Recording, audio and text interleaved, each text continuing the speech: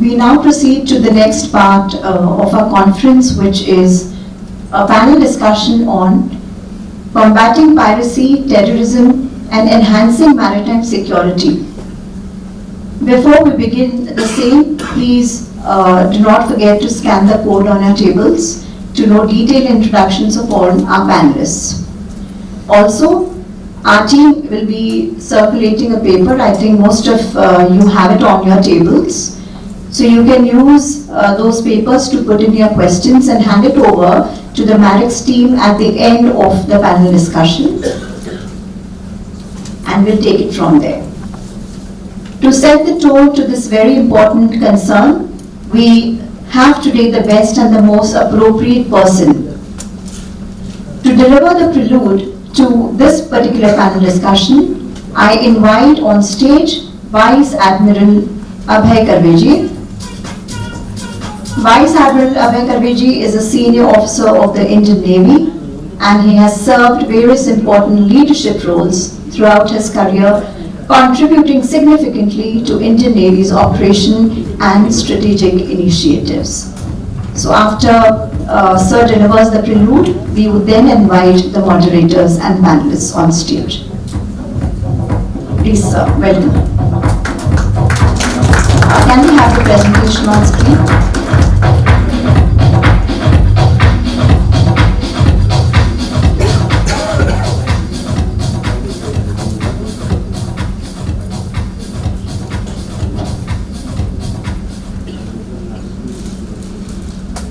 Justice S.C. Gupte, Mrs. Joshi, former CMD of Shipping Corporation, Captain Chadha from Marex, Captain Bell, the chairman of the advisory committee, and all the other distinguished guests who are present here today for this very interesting seminar or conference on maritime legal issues.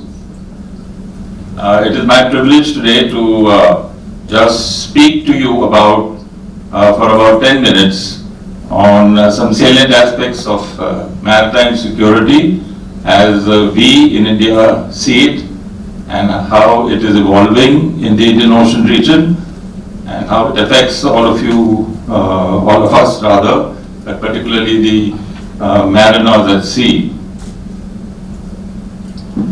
As we all know, the oceans, as Victor Hugo very rightly said many years ago, are the global commons. And they are the global commons being what they are. Every nation has a right to exploit the resources of the global commons. However, the point that arises is every nation has a right to exploit, but there is no nation which can take care of the law and order situation out there in the global commons, and that situation continues to remain. And despite all the various treaties, especially the UNCLOS, we do find that these global commons remain less secure than they were in the past. And why do I say that? If you look at the Indian Ocean rim countries particularly, this is the region which has seen most political instability, economic poverty, and in general, a lot of turbulence and conflict. And we see that again in the last 1 year, particularly the Israel-Hamas and the Israel-Hamas and the Iran conflict. So if you look at the scenario that you, in today's context, you start from the Bay of Bengal, you see the various countries there. Take for example Myanmar. Myanmar has been under military rule for quite some time, and because of that you have this problem of the Rohingyas, who have been forced to become refugees, and this has led to a situation at sea where the Rohingyas are trying to escape persecution in Myanmar. And the net result is there is it's a humanitarian crisis at sea, and this leads to various security problems. So this is an example of one of the low-intensity security problems that we face, and the maritime security agencies at sea are constantly trying to address this problem. If we come to the western part of the Indian Ocean, the North Arabian Sea, you look at Afghanistan, you look at Pakistan, very politically unstable states, the weak economies, and all of this has given rise to drug smuggling, arms smuggling, and terrorism, all resulting in security headaches for nations that use the Indian Ocean or the Arabian Sea. Terrorism, we are all aware, on 26/11/2008, those of us in Mumbai faced one of the worst attacks, and all of that came from the sea. Drug smuggling. Drug smuggling is very rampant in the North Arabian Sea. All the drug emanates, the drug growing regions are in Afghanistan and Pakistan, and they find their way to the coast, and from there, by the sea routes, these narcotics are smuggled to various parts of the world. That gives rise to another maritime security headache. And now, of course, we have seen one of the worst security problems, that is piracy, and even worse than that is the Houthis' attack using missiles, drones, and other kinds of weapons. So all in all, we see that the Indian Ocean region, where all of us seafarers and mariners who are so regularly using the sea lanes for carrying out benign trade activities, have to face these challenges of the maritime security environment. And piracy now has become one of the most challenging problems at sea. I have been associated with dealing with maritime piracy for very many years, but particularly in the last bout of the piracy, which started sometime in 2008 and lasted for nearly 5 years till about 2015 or 14, when it was virtually stamped out. But last year, after the Israel-Hamas conflict, we found that the Houthis, having sensed a sort of opportunity to carry out attacks in the Bab el-Mandeb Straits in the Red Sea, the Western navies were drawn away from the traditional anti-piracy tasks, and that gave impetus to the pirates of the Somali coast to once again launch their attacks. And it is in this context that today I think the panel discussion on piracy has been rightly programmed, because it is in the last 1 year, exactly 1 year, there have been several instances of pirate attacks which have forced the Indian Navy to take very robust actions. And during the discussions, I think the panelists will bring to light and throw light on all the various facets of piracy, because it is not a simple act of one pirate acting alone, but it is a very well organized crime. And I think a lot of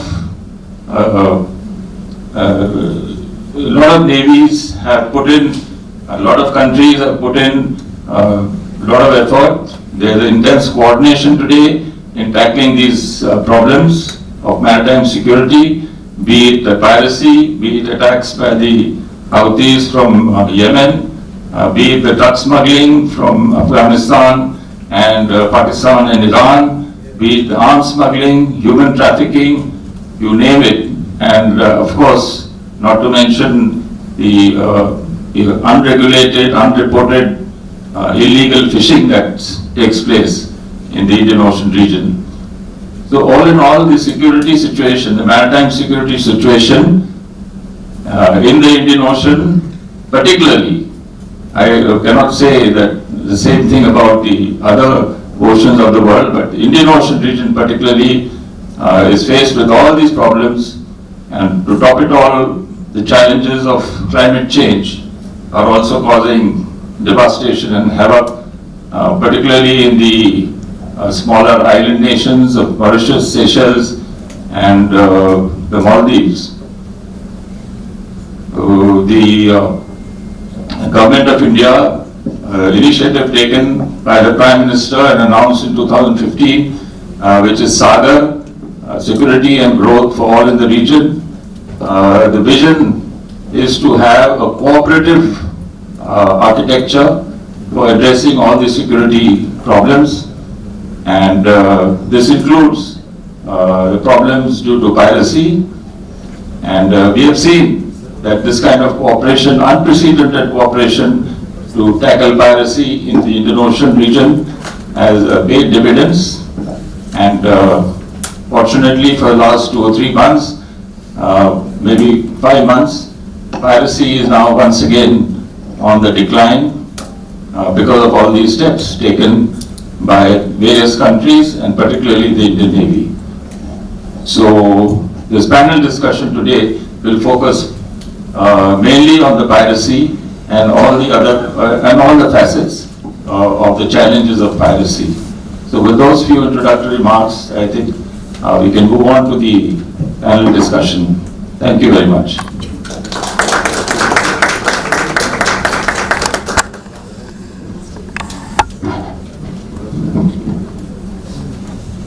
I now invite our moderator for the panel, Captain Dr. Rajesh Tandon, CEO FOSMA, and our panelists for the session are Mr. Chirag Bari, International Operations Manager ISWAN, Advocate Ms. Sandhya Pillai, Founder, Partner, VMT Legal, Ms. Chaitali Mehta, Director, EKF Global Logistics Private Limited, on stage.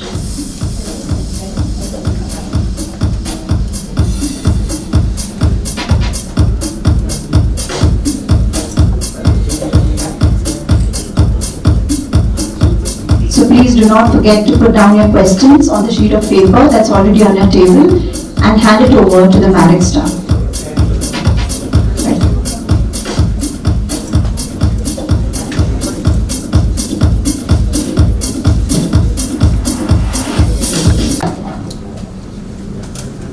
Now I can compete with Sanjay Bhavnani in terms of height.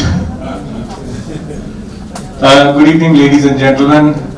Thank you to the organizers for organizing this event. Just Gupte sir, thank you very much for your presentation. Kapilji, as always the best. I've been told that I have to be very careful of the time, and the clock has started ticking over there, and I'm also running a few minutes late, not of my doing.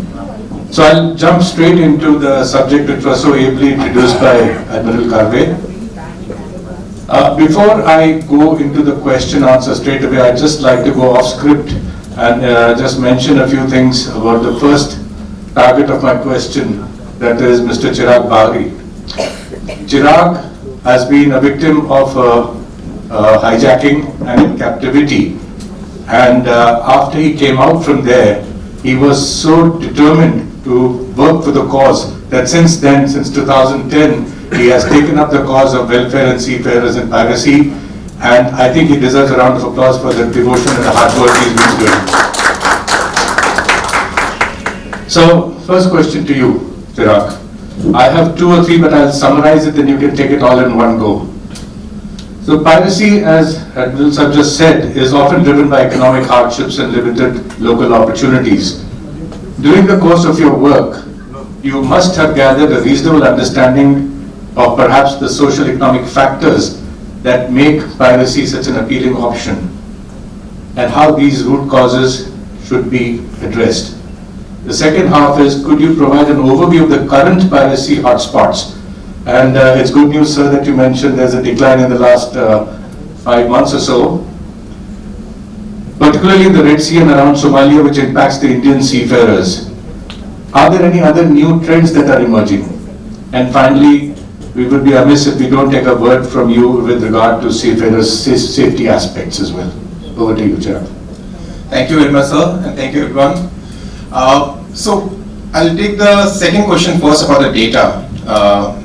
Various reports have mentioned about incidents of piracy and armed robbery have actually increased over the last 1 year, especially around the incidents of maritime security, which sir has already mentioned about in the Red Sea, majorly because of the conflicts, the geopolitical conflicts which are happening. If you just look back at between 2010 and 14, the piracy of the coast of Somalia had peaked and then it declined because of the work of various international partners along with the formation of the contact group on piracy of the coast of Somalia, and which did a phenomenal work in reducing the impact of these piracy incidents. However, what happened was, as also mentioned by Admiral Gawil just now, the opportunity. The pirates, the Somali pirate, they saw the opportunity when the geopolitical conflicts were happening in the Yemen, and they saw that opportunity because the shift of the navy was towards who were patrolling these waters of the Somali region, and because of the shift in the navy's patrolling areas and maybe the surveillance, the pirates saw an opportunity to again attack the vessel because they had the intent, they had the capacity to always do that. What they were missing was the opportunity to attack, and that they found during this time. And that's how the couple of ships were hijacked last year, and some of the seafarers were in captivity for a few days, and before one of the ships the Indian Navy also rescued them. Now coming back on the data, if you look at the maritime threats happening out here, the maritime threats have peaked up in the Red Sea area, especially because of the drone incidents, the missiles attacks happening, the unmanned surface carriers been there, and also the crew surface carriers, evolution of those things which have never been we have seen in the past. Nearly 200 maritime security threat incidents have occurred over the last 1 year. And especially to mention that on 19th November, Galaxy Leader will complete 1 year in detention in Yemen, and you can feel the impact of that on their families as well. So coming on that why these all things are happening, and how many incidents of drone, about say 5 or 6 incidents of drone was successfully, they were able, because of that the ships got fired, and because of I think 19 to 20 incidents of missile attacks that were successful, and because of all of these things we have lost 3 seafarers in the entire thing, and we have also lost 2 vessels which have actually sunk in the Red Sea.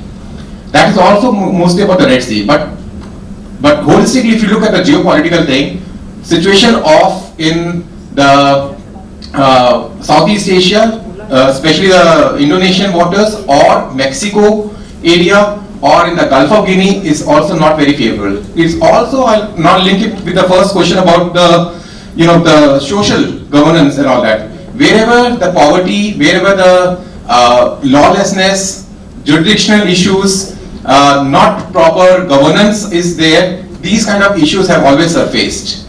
We look at from the outside perspective, but piracy is all about a business. It's a beautiful business model being created. What I have learned also while I was there in captivity for about 8 months, by interacting with different pirates, how they operate, why they have come from. So it's mostly about, some of them were actually forced to become a pirate, because when we interacted with one of the pirates, he said that I'm an English teacher, I used to teach in the school, and the pirates asked whether you get a bullet or you need to go on board ship. So I had no choice to come on board ship. So if you look at, and some of the younger pirates, they mentioned that because I will get an attractive girl from Ethiopia to marry, that's why piracy is a lucrative business in Somalia.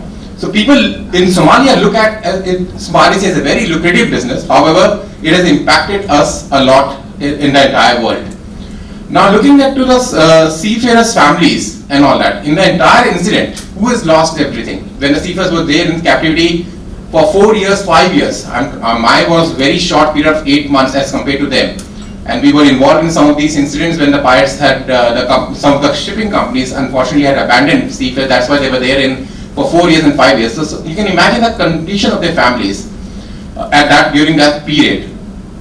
In the present scenario as well, when I talked about the Galaxy Leader or wherever these attacks are happening, we also operate a 24/7 helpline, and that we are receiving a huge number of calls from the seafarers mentioning about that they are very feared about transiting through these waters. They are not feeling psychologically safe to be there, although there are instances when some of the countries like Philippines have said the Filipino seafarers can refuse to go in these waters, whereas also there have been also mention about various other aspects from the ITF and others that safeguard the rights of the seafarers in these waters. But are there been properly implementation of these rights that are happening? Most of the standard companies and the good companies are definitely following all that. But what about the substandard ones, where the seafarers are still forced to sail in the high-risk areas without their willingness, and so many a time they are not being paid for the compensations or they are not being paid the full wages in that duration. And imagine the worries of their families back home. So these are some of the things that the seafarers are continuously facing, the challenges. However, in the last year, we have seen that nearly 70% of the ships which are transiting through the Red Sea, because this is a very important trade zone, the Red Sea, Suez Canal and all, they have also declined. Nearly 70% of the ships have actually rerouted via the Cape of Good Hope. That has resulted in again worries for the seafarers, because now they have to extend their contracts, they have to miss some of the events happening at home, and they were worried about how will I, about their entire contracts that they have to stay, and the fatigue and the workload has increased on the seafarers because of that. Just the last point on that, while the trade has decreased from these waters, from the Red Sea, and you can imagine the impact of that on the Suez Canal as well, because the Suez Canal depends a lot on the ships which are transiting, and the people are dependent on that. Now again the question is, when there is a lesser income, poverty, or lesser income for the people, again they will be maybe forced to take some other risk jobs, which can again lead to more incidents of such nature at sea. So this is again an area of concern for everybody involved. Thank you. Thank you, Chirag. That's a fairly detailed summarization of what's happening in our own backyard, as it were, in the Arabian Sea. But we haven't touched upon the west coast of Africa, and time permitting, perhaps we will come back to that one.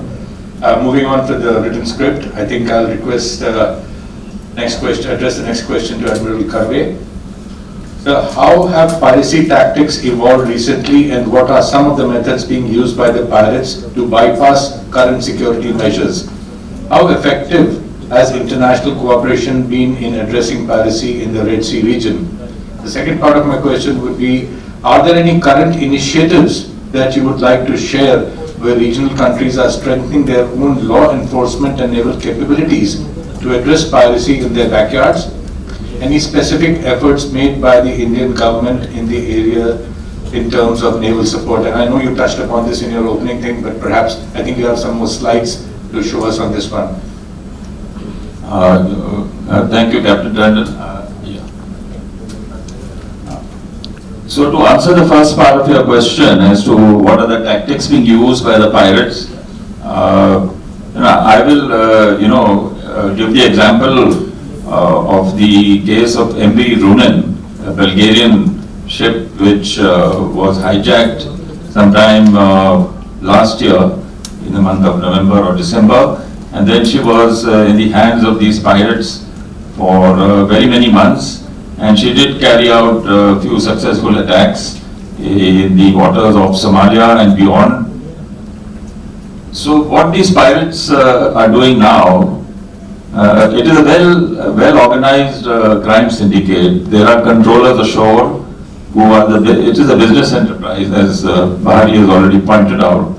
And they have these recruiters who recruit these foot soldiers, who then proceed in their little fishing boats out into the Somali waters, and they are in collusion with some Iranian dhow owners. Iranian dhows are all the time plying between the Iranian coast and the east coast of Africa. And there is an understanding and a certain transactional deal between these pirate syndicates and the Iranian dhows. For a certain consideration, the Iranian captain of the Iranian dhow, he allows these pirates to embark his ship, and because the dhow has better seakeeping quality, capability, it has longer endurance, it has all the navigational aids fitted on board, AIS, radar, communication, it has better accommodation, etc. So these pirates find the dhows very useful as motherships, and then they go out to sea and they lie in wait, and they use their AIS to detect any potential victim ship. The potential victim ship is actually identified by the handlers ashore, and it is then communicated to these pirates on the dhow via the satellite phones, handheld satellite phones. All the pirates actually have, the pirate leader on board has a handheld satellite phone. So he is informed of the position and location of a potential victim ship, and then they do their estimate, and they try and close the ship and then try and carry out the attack. In the case of MV Runen, actually they moved from the Iranian dhow on, they captured this MV Runen and then started using, it's a Bulgarian flagged tanker, they started using that ship as a mothership, and she remained out at sea initially off Somali coast and then proceeded further east. And they did carry out a few attacks here and there. And as the situation started becoming grimmer and grimmer, the Rakshaman, so Indian Navy was tasked with an Indian Navy launched an operation, and biggest ships and the most powerful ships, the destroyers and the frigates, were all sent out to sea for 3 to 5 months to continuously hunt for this MV Runen and any other pirate ship. So the tactics that the Indian Navy used has also evolved. I was earlier from 2008 to 14, I was the Director General Naval Operations, and the tactics that the ships used to use, our ships used at that time, were very different from what was used now. This time we decided that we will be very offensive. Earlier, in the earlier days, I recall very clearly most naval ships, whether the Western Navies, our Navy, any Navy carrying out anti-piracy patrol, the tactic was, the easier path was to let off the pirates, disarm them, take away their piracy triggers such as weapons, ladders, grapnels, etc., and then let them free, because it was a bigger headache bringing them to trial in the various countries. But this time around, in the MV Runen case, it was decided now that offensive action was necessary. And in this case, the INS Kolkata, one of our latest and the best destroyers, very powerful destroyer with all the kind of weapons that can be, that a ship can have, it has. It was a coordinated operation between 2 naval ships, Kolkata and Subhadra, a P-8I Boeing Maritime patrol aircraft took part. We had a Predator UAV, long-range UAV, high-altitude UAV, which took part in this operation. We had our special forces, which were launched by C-130 Hercules aircraft, nearly 1,000 miles into the sea. They were dropped. They were parachuted into the waters, and the whole operation against MV Runen, which had nearly 35 pirates, lasted for nearly 40 hours. There was intense negotiation that went on with the pirates. They were not willing to give up, and Kolkata was ordered to fire warning shots across the bows, and even then the Runen did not stop. And then the Kolkata was ordered to fire at her steering gear and disable the ship. And as soon as the steering gear was disabled, obviously the ships stopped in water. And now it became that much easier. But even then the pirates were adamant. They did not want to give up. And they now held all the crew as hostages and they were holding them as shields. I can show you a few slides if you want. They were holding them as human shields and threatening to kill the hostages. But fortunately that did not happen. But they did not let go of the hostages. They did not disembark from the ship that easily. Now a decision was now taken to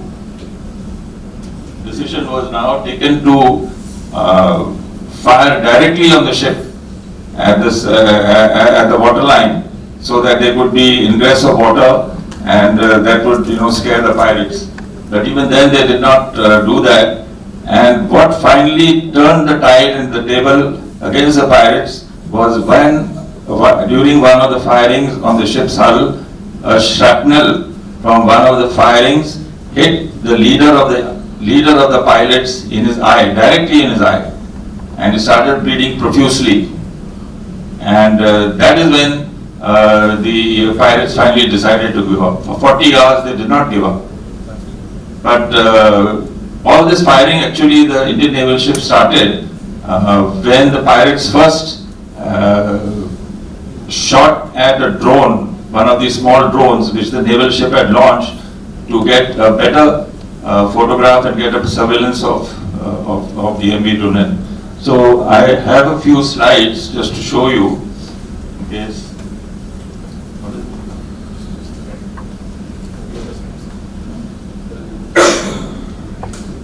Next. Keep going. Next.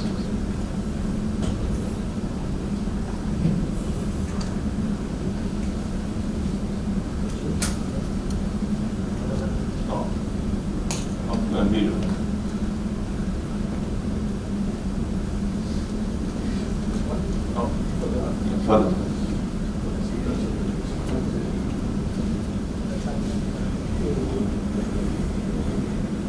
Just a photograph of one of the ballistic missiles hitting the ship. You can look at the screen there.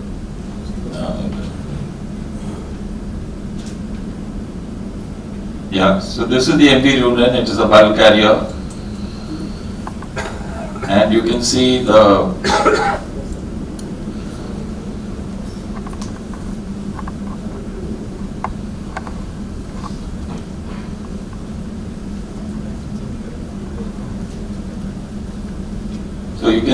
Kolkata approaching the ship, which was stopped in water.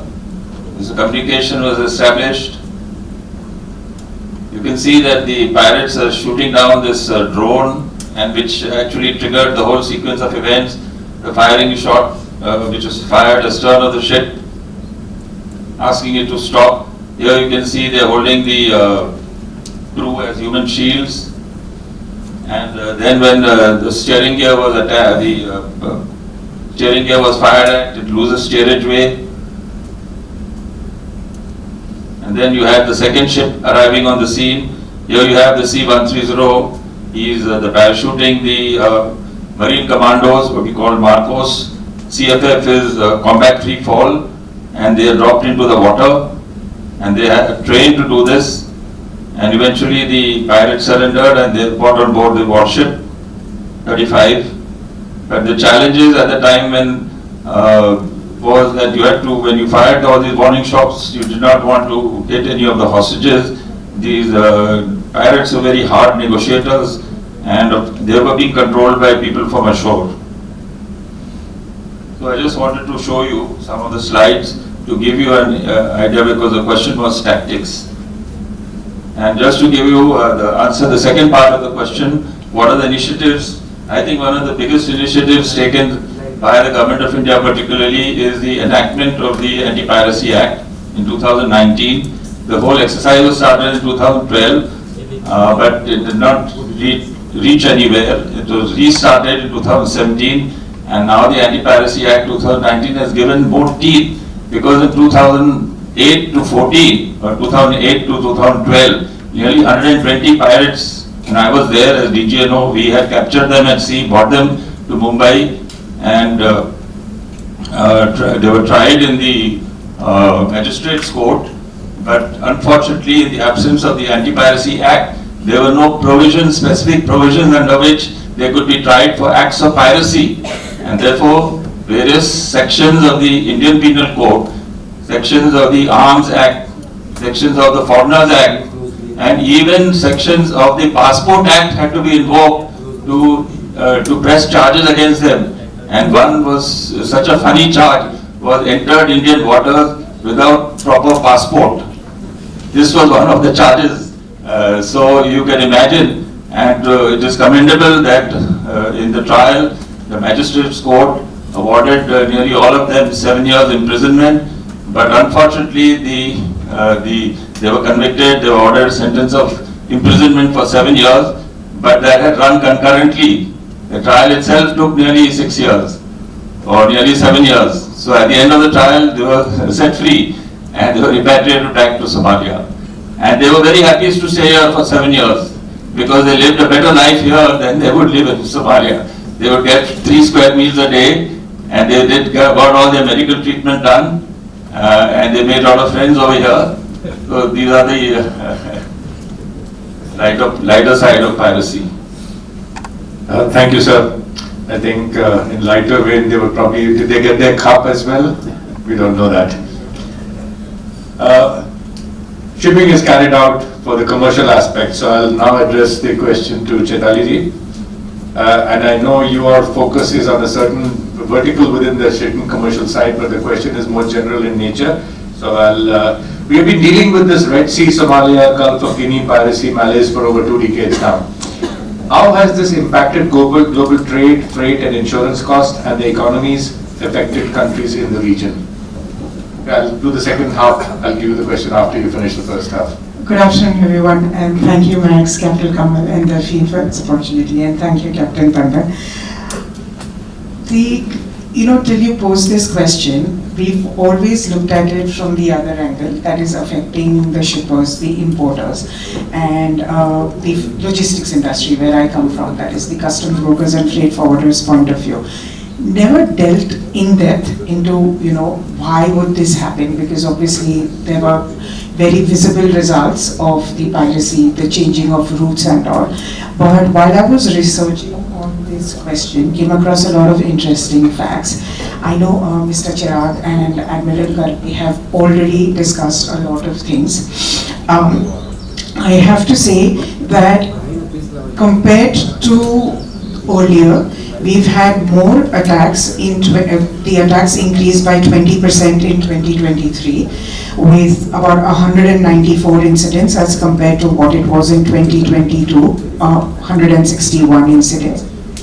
Biggest impact has been on the ships, because the costs of renting the ships, hiring them for the trade, has increased substantially.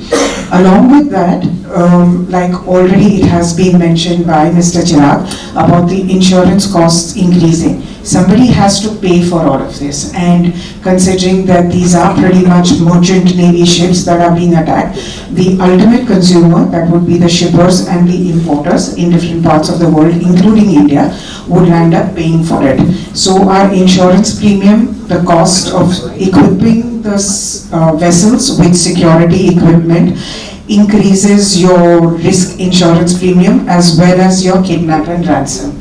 And all of this is paid by the trade in some form and another. One of the other significant changes it has been is the change of routes, which has already been discussed. One of the largest, biggest shipping line in the world, which is Maersk, had to change its routes, stop sailing into the Red Sea and use an alternative, which was the Cape of Good Hope. And that has resulted not only in increased transit time, it has also increased the cost of crew maintenance, it has increased the cost of maintenance of the vessels, and it has also increased, or rather I would say impacted the environment. In those terms, we've had new transshipment hubs which have been created, but that's not necessarily a good thing, because these transshipment hubs were predominantly catering only to the cargo that was coming into their country and out of their country, whereas this has impacted, as a result of which we have longer waiting times, we have vessels skipping the ports, and the production supply chain has been affected tremendously. We have finished goods entering the market much later than designated. Certain goods had to be air freighted, so we have more air freight rates have increased, as a result of which there is congestion, and a lot of transshipment hubs like Singapore, Port Kelang, Dubai and all were impacted because they could not handle the number of ships that were there. Another thing that has happened is that the revenue of the traditional transshipment hubs have been impacted, which already Chirag has spoken about. So Suez Canal came down by over 40%. The freight rates, which directly again were impacted, rose in the last 1 year, including this year, by over 600%, and I'm talking sea freight rates. So on traditional routes, where we would charge and we would pay about $1,000, they went up to $6,000. When China was paying $10,000 and $12,000, we thought that India would not get affected and we would be saved. But 6 months later, we were paying $10,000 and $12,000 a container. Routes changed. We didn't have direct routes anymore, so certain sectors, and for India, Europe, South America, America are very big trading partners. We didn't have direct vessels calling over there, and we had indirect vessels going. So the transit times increased by about 30 to 50%. As a result of which, when the wars happened, overnight, the factories had to figure out a way of solving this situation because their production went haywire, and what route would normally take about 20 to 24 days into Europe started taking about 40 to 45 days. The environment being impacted is that we had the IMO saying that we had to use slow steaming and less emission of gases. But in order to catch up with the increased transit time, we stopped, or rather reduced, the slow steaming, as a result of which we were using more fuel. We had the migration of birds, all of that being impacted. The certain sectors where sea freight was predominantly used got overnight converted to air freight, and Indian exporters, especially in the north, got impacted massively because Delhi airport started being used as a transshipment hub for Bangladesh cargo.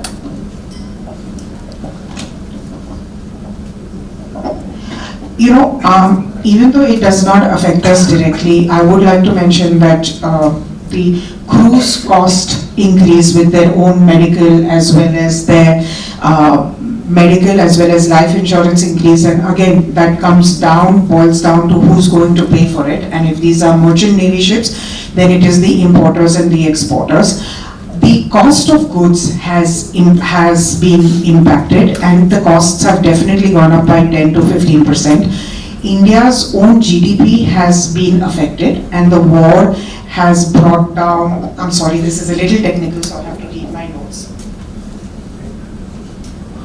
There has been a significant rise in the inflation in India because of the rising crude prices, and India's own volatility index is increased by 30%. The sectorial indexes are dropped, and the Sensex and Nifty declined by 5%. With the air freight going up between 20 to 30%, we do not have enough capacity to carry air freight from India, so that led to backlogs that that created an artificial situation both for shipping lines as well as for the airlines, where they could then decide that they wanted to carry cargo at a premium price, and the shippers, especially farmer, since it has to go by air freight, started paying more freight because you had reefer containers not being going to South America or to America, so they had to be sent by air freight, and obviously the medicines then become extremely expensive. Also, the oil supplies in Asia have been affected because the key economic checkpoints were congested and had stopped. The sea transport industry has shouldered over 80% of Somali's piracy impact on the global economy, and the balance 20% every government has individually for their anti-piracy. And the total cost, which has been estimated, is to reach about $6.6 to $6.9 billion. So this has definitely impacted, and it's not for the good. The regions require stability because we require stability, and now having an average transit time of 40 to 45 days has become the norm. Ultimately, it is the buyers in the markets who are at the losing end, because not only are they paying a higher price, but they also have to wait a longer period of time for the finished goods to reach them. And labor costs have gone up, equipment costs have gone up, and machinery costs have gone up. These are some of the impacts that have happened. I hope that answers your question. Oh, that Thank you. abundantly answers the question, and in fact, in a general and a wider sense, it covers the next question that was coming in, so thank you for that. What I'm hearing from you is it's all about costs, costs, and costs. And the costs are always passed down to you and me, the end consumer. With commercial matters, we are paying for everything. Yes, immediate impact is on the importer, exporter, ship owner, etc., etc. So the two things that actually impact the common man is A, the cost, and B, the carbon footprint that we are generating as a consequence of all these things. Thank you very much, ma'am. Ms. Sandhya, next one is for you. We are well aware that, at least in the context of Somalia piracy incidents, that the private security firms and the armed guards played a significant role in combating piracy. Now, Chirag will bear me out. All the ships that took formal armed guards on board, I don't think there was any incident of capture or captivity or kidnapping over there. From a legal perspective and in the context of UNCLOS, what are the advantages and challenges associated with relying on private security for maritime protection? We'll park the initiative and efforts of the Indian Navy and the armed forces on the side for the moment for your answer. We'll come back to that later. Thank you. Thank you, Captain Tandon. Now what Chirag said with regards to the seafarers feeling psychologically very unsafe. I would take that as the most important, as the seafarers need to be happy, they need to feel safe. So when there are armed security guards on board, it gives them an impetus, some peace, knowing that they are protected. So they would probably not mind going through the HRA, which in turn would make the ship owner happy, because it's shorter routes, and as Ali mentioned, the costs will come down. There's more flexibility. Now, giving all due respect to our Navy, which is of course doing a fantastic job, but as far as immediate response is concerned, if there are armed security guards on board, then probably that helps. The other one is, what I've mentioned, the shorter route. And then as far as shippers, exporters and all, as Chaitali has mentioned, they would be happier because the costs would come down substantially. Now, as far as disadvantages, I would call it as rather challenges. Now, both UNCLOS as well as the Anti-Piracy Act do not specifically address the question of armed security guards. So in view of this, there's a lot of legal ambiguity with regards to this.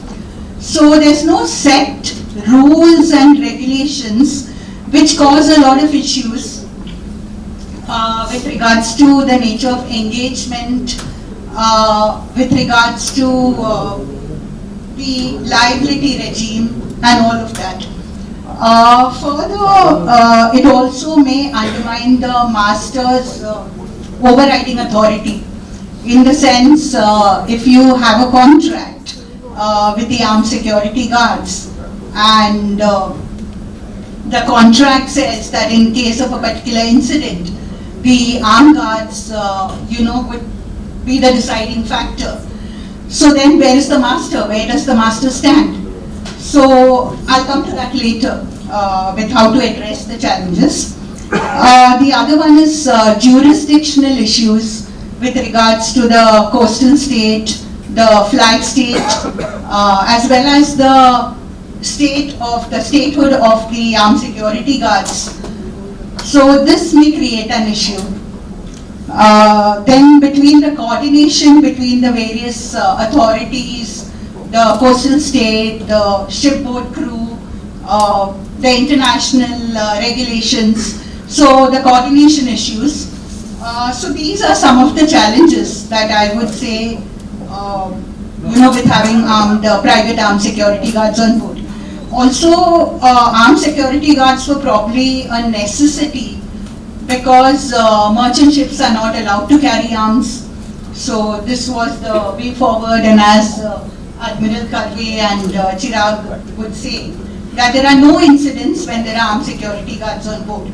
Also with the new, what Admiral had said, that the handlers, I heard that, the handlers who have all the information, so they would have the information with regards to the armed security guards, I presume. So that also helps because it's more of a deterrence. You may not actually have to fire, but it would be a deterrence. Now, how does one address this challenges? Of course, there needs to be a very robust legal and regulatory framework.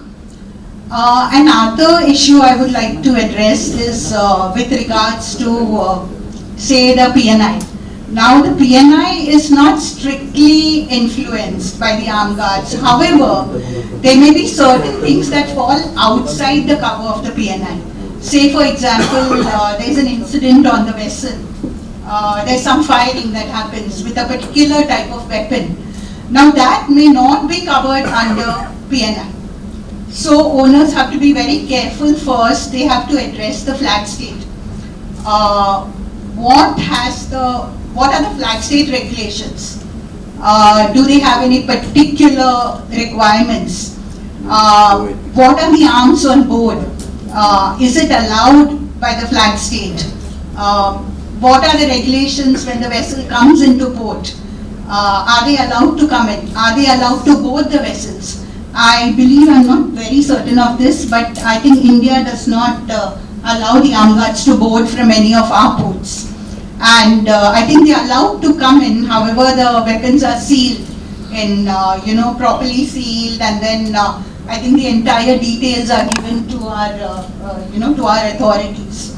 So all these have to be addressed, and the owners have to take care that first the flag state has to be, addressed on all this, and the response, the written response of the flag state has to be given to the PNI, so that everything is in place.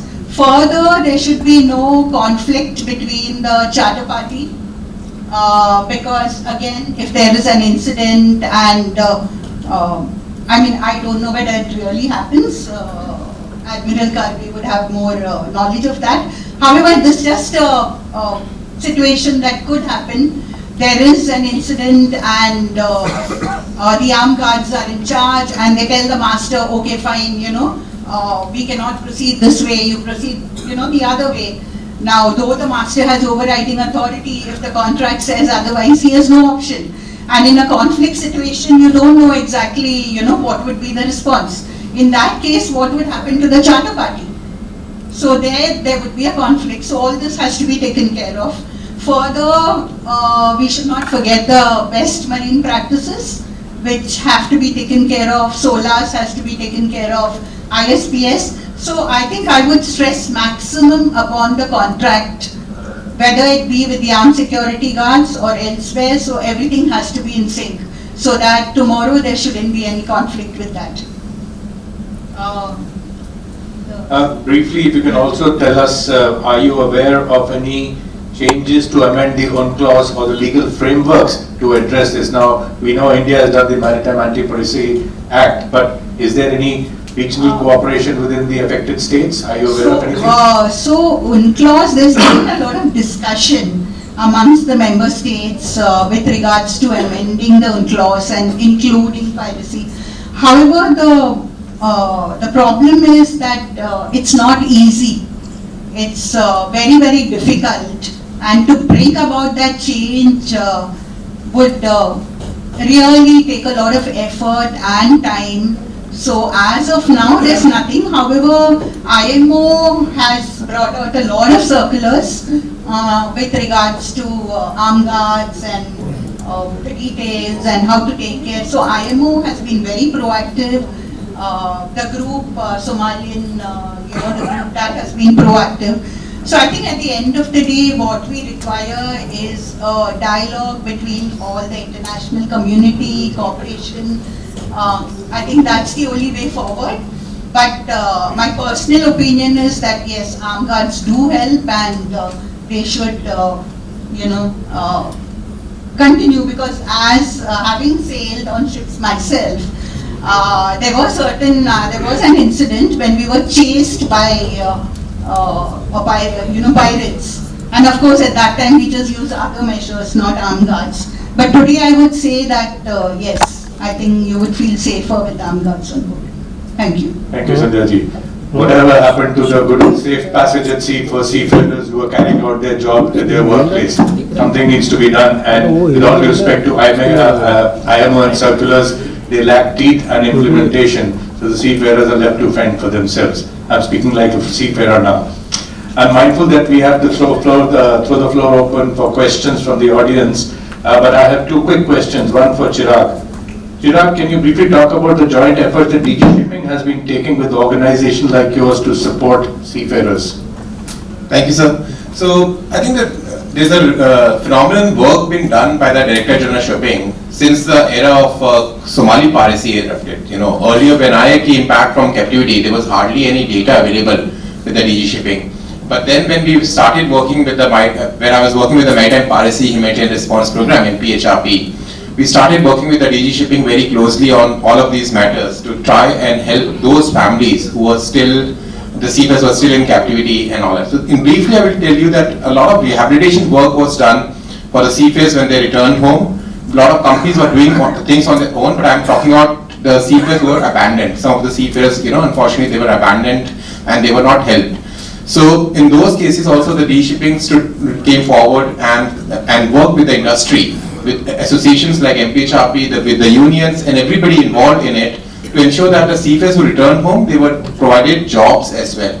Some of their documents were not issued in time, they didn't have any documents, and telling you with full honesty, within 24 hours the CDC was printed, and within 48 hours the passport was issued to the seafarers. That I worked personally with the Ministry of External Affairs in those cases. So that's how the work was done. In the absence also, the Government of India was providing the families 2.5 lakh rupees each year, where the families were abandoned by some of the banning agencies, unfortunately. Now coming back on that, when the seafarers returned home, they saw that there was no, why should I again return back at sea? There is no livelihood for me. Their sea time was also counted according to their ranks and positions on board. And that was also a remarkable step was done by the Indian government. Coming back recently on the cases, every circulars have been recently issued by the DG Shipping regarding the Red Sea, the Iranian water, the Persian Gulf, the piracy of that waters, or whether it may be the Gulf of Guinea area, when a couple of years back the piracy was at its very peak in the Gulf of Guinea. Even in those areas, the Government of India had regularly issued circulars.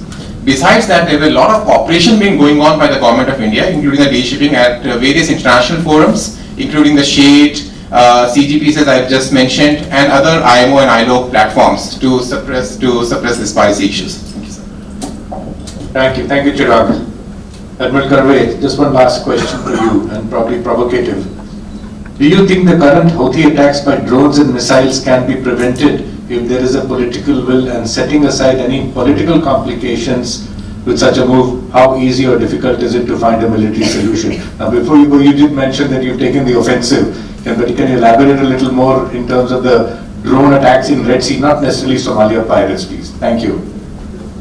Yes, in fact, what has really caught the attention of the entire world in the last 2 years in the Ukrainian war and even this Gaza war and also between Iran and Israel, as also can be seen in the Houthis, is this intense reliance on drones, whether it is airborne drones or waterborne or underwater drones for carrying out attacks. This has actually changed the entire complexion of warfare as we know it.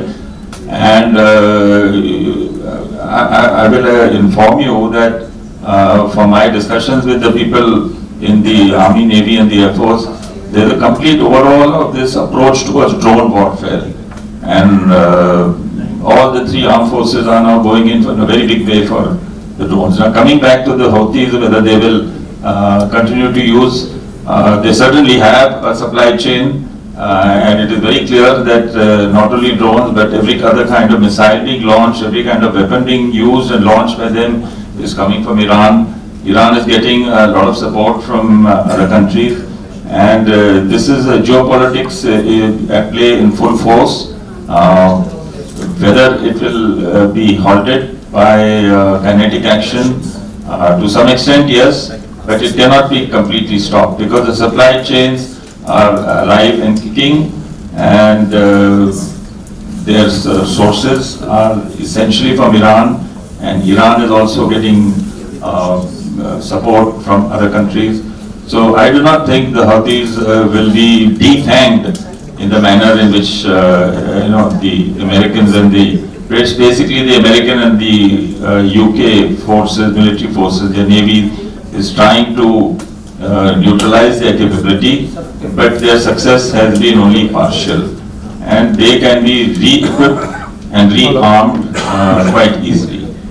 So it is geopolitics at play, and unless peace prevails between Iran and the other geopolitical powers, the great powers, I don't think, because the Houthis like the Hamas and the Hezbollah are nothing but they are representing the Iranian interests in those areas.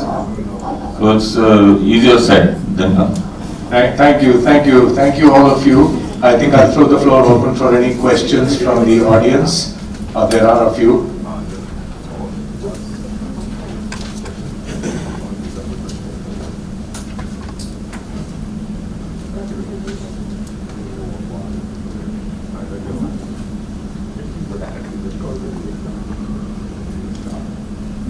The first question comes from Captain Pankaj Kapoor. Help provided to families while seafarers is in captivity. Yes, sir. The question is already there, it's addressed to Mr. Chirag. Help provided to seafarers while, okay. So I think in most of the cases the companies have taken excellent care of the families when the seafarers are away. So besides not just the financial and the monetary, but the emotional and the psychological well-being of the families were taken care of. Wherever the cases were there where the companies, in a couple of cases, the companies had unfortunately abandoned. In those cases, as a charity, we worked with the Government of India and other associations, including the industry and the unions, to try and provide the families with the emotional and the psychological well-being. So we became their manning agency, you can say. I'll come in that way. So that we were providing, we had no information for them to give, but we were giving them all the hopes and trying to guide them what is. I can go on for till morning tomorrow, but I can brief you a bit later because of the paucity of time, I think. But a lot of work was done during the Somalia area, 2010 and 15, to look after the families, not just in India, but worldwide. I'd like to add to that. Some of the companies, from our personal experience, what we have seen being done is if a vessel is in captivity, we've had somebody from the very senior management of companies, not just in India, global heads of companies have come down. They have traveled to the homes of the families, met with the people. We've had the people brought to Bombay, had regular counseling sessions with Dr. Harish Shetty and the likes of them frequently, just to keep the morale going. We formed welfare groups and network, apart from the fact contractually that they had to be paid double wages, and we provided all sorts of medical, emotional and social support to them. So the good companies are doing that. Thank you. Captain Sharma, a question for Admiral Kalvek. Giving security precedence over safety, why not make high-risk areas as zones of radio silence for merchant ships, i.e. keep AIS off, no satellite communications? What legal issues would this involve?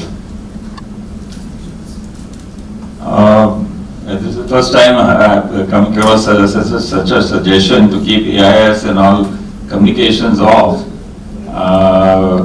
But I think this is something that the merchant community, merchant navy community, the ship owners and the crews have to actually answer whether keeping the AIS off is of any help. And in fact, some some companies have a policy in the high-risk areas to keep the AIS off. I have come across that. AIS, as you know, is more of a safety aid, and it has now become mandatory. But some companies do have this, and that has led to a situation where we now call it the grey shipping. And many of these ships at sea who are indulging in carrying illegal, illicit cargo, they're grey shipping. And we are given to believe that many ships who are carrying out trade in crude oil, etc., all kinds of things are being done in the garb of grey shipping by keeping AIS off. So whether it will work for the anti-piracy measure is difficult to say. Communication is something that is very basic and fundamental. I would not recommend keeping communications off.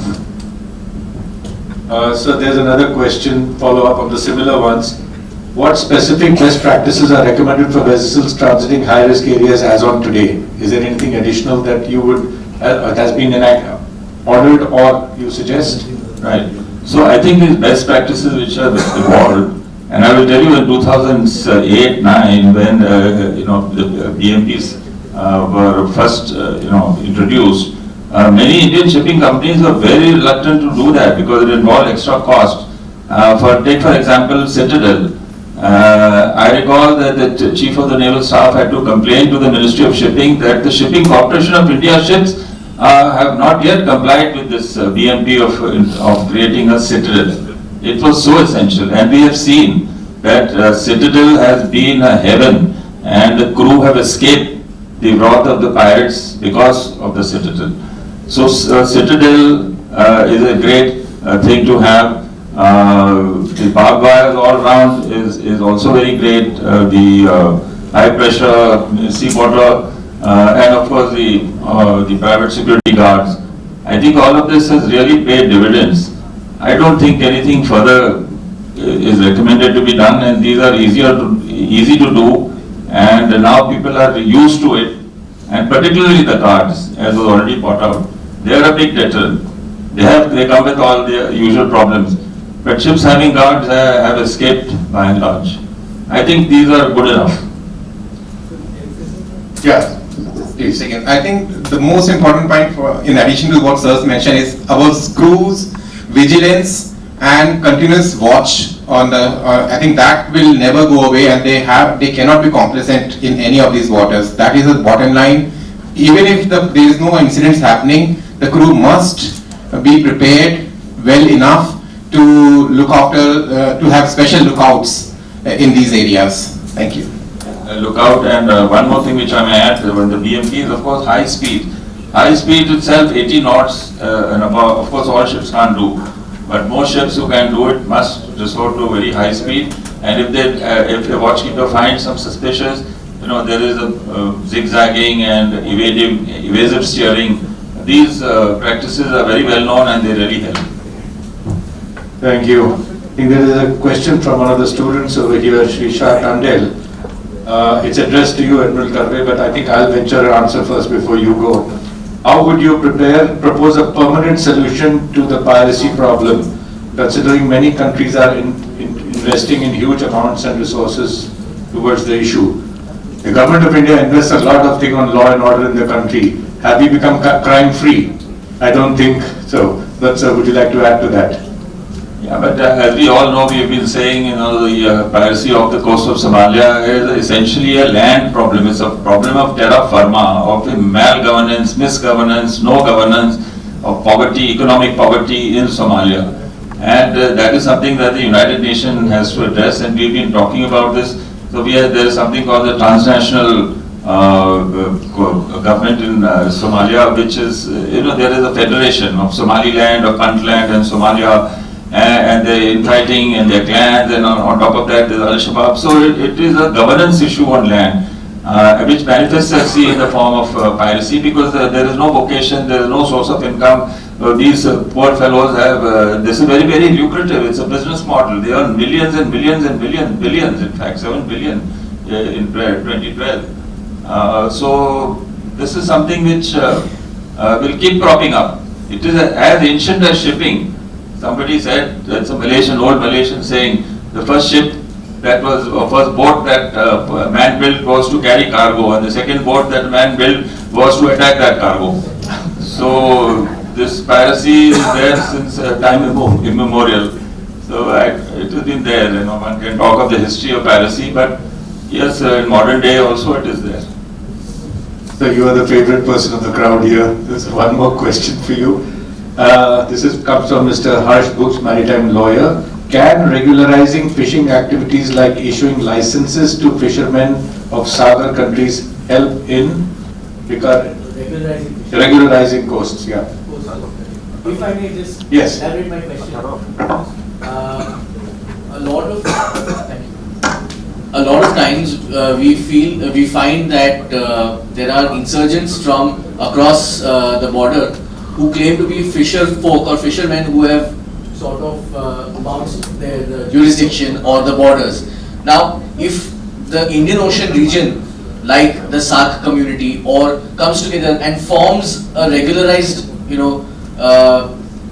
authority which licenses fishing, because fishermen today are only mandated to declare their trawlers. The crew is randomly recruited from their own lands. So if licensed fishing happens, do you think this will associate and aid in coastal security? Like how we have for seafarers? Yes, we are now digressing into, but anyway, to answer your question about fishing and the dangers of unlicensed fishing, yes, IUU, illegal, unreported and unregulated fishing is a very major problem, and particularly for the smaller countries, and most countries in the Indian Ocean region, the entire east coast of Africa, all the smaller island countries, Seychelles, Mauritius, Maldives, Sri Lanka, all of them face this problem. And the biggest culprits are, big fishing trawlers which come all the way from China, come all the way from Taiwan and from Indonesia and elsewhere. So they have a capacity problem. The smaller countries have a capacity problem, and it is for this reason that they request the Indian Navy to come and to help them patrol their EEZ. So, because fishing, licensed fishing can be permitted only in their EEZ. And these foreign fishing trawlers are violating their EEZ, and they are entering, and they are carrying out IUU. So this is a problem. So this problem cannot be resolved by enactment of any further laws. The laws are sufficient. The point is, it is the enforcement of that by means of surveillance. So you need aircraft. This huge, you can see 200-mile limit is around a small speck of island like Mauritius, middle of the Indian Ocean. It's a huge area, and they don't have the capacity or capability to keep that under constant surveillance. So these things are being violated, and it is a huge challenge. And we are Indian security, the forces, naval forces, coast guard forces. We are the only one which having some semblance of capacity. We don't have surplus capacity, but we do, with whatever little we have, we do provide on regular basis ships and aircraft to these countries, Mauritius, Maldives, Seychelles, even Sri Lanka, who do patrol on their behalf, and they help them, and they continue to request us, and we do help them. But it is a problem, it is not going to go away. Because of overfishing in there, South China Sea is overfished, and so in the Indian Ocean, fish are dying of old age. So they come and catch fish here. Thank you, sir. I have exceeded the time, so I'm sorry, but I have a guru over here. If I don't take his question, I'll hear it for the rest of my life. He wanted to make some comments. So definitely the last intervention, Captain Daljit Mehta. 1 minute you have, sir. Thank you. Yes. Basically, while we were listening all these things, one or two things came in my mind. Firstly, as regard the carrying of armed ammunition is concerned, if all of you remember, the first ship which had armed ammunition on board with a security personnel, which was heading for Suez, they did not accept that, they did not allow that vessel to enter into Suez. They told them to go back, throw the ammunition into the sea, and then it was turned back. So that's one of the examples we had at that time when the arm was allowed to be taken on board. Later on, I believe they developed a situation where we should pick up the security guards from Colombo or in the Sri Lanka area and take them along with us, and finally take all the ammunition going into the Red Sea and all that, or they to dock that on one of the vessels which was stationed before Suez in the Red Sea, dock all the ammunition on those vessels, and then they were allowed to go in. That was one second option which was later worked out to that. And as regarding the Citadel that Admiral had mentioned, I think that was a wonderful idea. And in fact, many of the vessels have escaped after having Citadel, they stayed in Citadel for almost 24-48 hours, and finally they had to leave. By that time the naval vessel came, and that is one of the things which was there. It was a very good idea. And basically the Somalian waters, if all of us knows why this piracy started in the beginning. The piracy started in the beginning, the Somalian water, basically because of the fishing problem in that area. All these ships coming from China, from Japan, from everywhere, and they were doing fishing. Somali government at that time, whatever little bit they had, but they were trying to tell them that these people should not fish in that area. They could not stop that one, and that is how the piracy came in. For everyone here, perhaps some of you know me, I have been lecturing in this ship security aspect for the last over 10 years. I think that's why I just wanted to put in my 2 words. Thank you. Thank you, Captain Mehta. Thank you, organizers, and a big round of applause for my panel, please. Thank you very much. Ladies and gentlemen, thank you.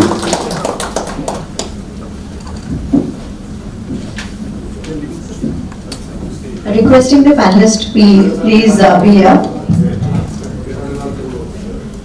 I invite Mr. Amitabh Majumdar on stage to present a token of appreciation to the wonderful panel here.